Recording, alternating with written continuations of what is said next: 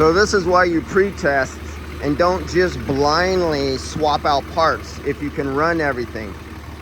64 PSI, high side, low side. I got these off, yes I do. Swapping out condenser. I just turned on the AC. The AC doesn't even come on. You notice the bend right here? And what appears to be a cleaner than normal accumulator. Everything else is dirty and dusty. The accumulator is fairly dust-free and black and shiny. I haven't gone down to the compressor yet. Old condenser,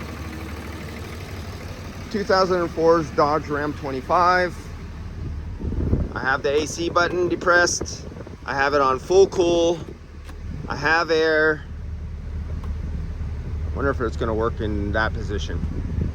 Yeah. So if you would have blindly just recovered the refrigerant and there's almost no fan flow. There's like nothing. You know those guys who go by pressures and say they're going to determine whether it's full or not when they only have half the airflow?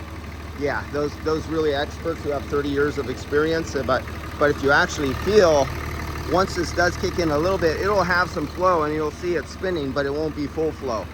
That's another topic. But here's a good example of why you don't just blindly recover and charge.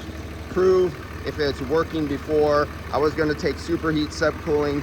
I was going to give you a difference between that micro channel that's going to go on here and this parallel flow, but I can't do that now. So this has other problems. Always double check your work.